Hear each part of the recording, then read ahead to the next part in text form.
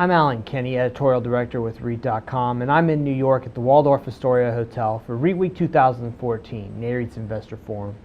Joining me is Michael Hudgins, Real Estate Strategist with JP Morgan Asset Management. So, Michael, last time we talked about a year ago, you were really interested to see how things were going to go with the single-family REIT sector. 12 months later, how have we fared? Actually, I just recently re-looked at it again. We've been following the companies, obviously, but I just re-looked at it, and several of these companies have done real well. I mean, it's fair to say they've surprised to the upside, at least from my estimation. Several of the companies listed are trading somewhere between $500 and $3 billion. I think a total market cap of about $4.5 billion for the companies I looked at. Some pretty impressive. They own, depending on the company, somewhere between 5,000 to 25,000 homes. That's significant scale, particularly at the high end. 2 out of the 3 that I looked at were currently positive on FFO. That is also impressive because that's kind of like a second gate. To get into our space, you got to convince the buy side analysts and the sell side analysts to support your IPO, and then second, you got to demonstrate you can get positive on cash flow. So they have done that, and 2 of them once again are paying dividends as well. So that is once again truly impressive. I would say the third gate, of course, is to demonstrate you can create value over the long term. I think there are 2 caveats right now that people are thinking about. One is the companies have had to put in cash flow or CapEx into many of the buildings they've bought, the homes they've bought, to get them ready to rent. All right, and as they get them ready to rent, those costs are sunk. Once they're sunk, it's arguably easier to then rent and go cash flow positive. The big question, I believe, is still out there over the longer term: what will be the level of recurring CapEx? How much money will be required per building on an annual basis to keep those properties rentable? And will it be too much to allow those companies to create value over time, to grow their dividends at a sufficient rate? I think that's one thing that people are thinking about. The other, of course, is that many of these properties were bought fire sales. They were cheap after the Great Recession. Home prices came down pretty dramatically. We've had a lot of quick and I would say easy gains since then, right? Given the fact that values fell so dramatically. But most recently, there has been news. If you look at the Case-Shiller index, that we're getting house pricing gains still, but that rate is slowing.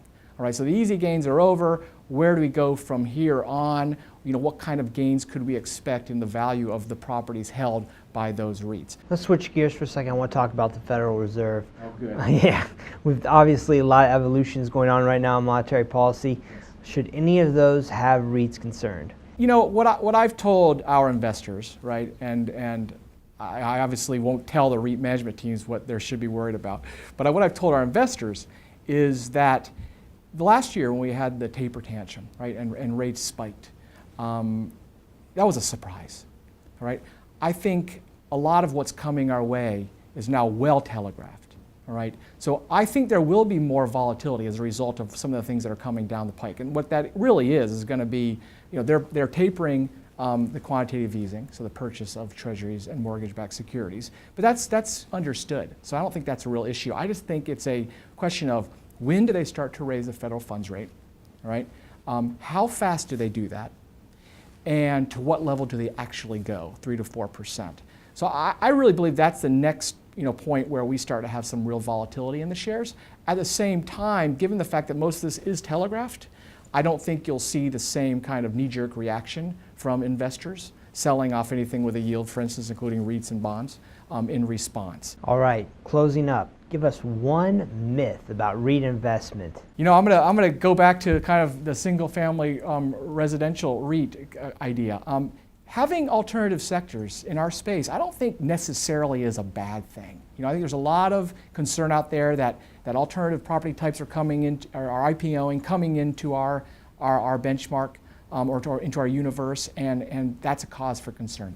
I'm not convinced. And matter of fact, if I look back, I think as REIT investors, we should have more confidence in our ability, right, to weed out the losers.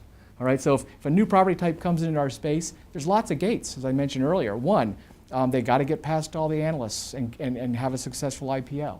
2, they've got to demonstrate that over the short to midterm they can go positive on their cash flow and pay a dividend. 3, they've got to create value long term. And if you think about some of the alternative property sectors, and this is an easy one, healthcare and self-storage, all right? But at the beginning, back in the decade ago, when these companies were coming into the benchmark, coming into our universe, there are a lot of doubters. Would healthcare and self-storage do well? Is that really good property?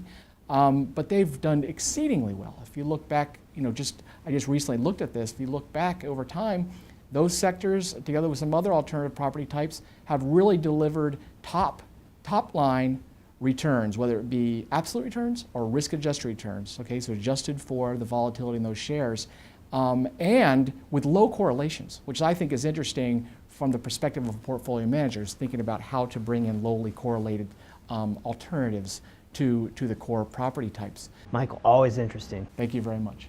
And for more on this and other REIT news and analysis, be sure to visit REIT.com.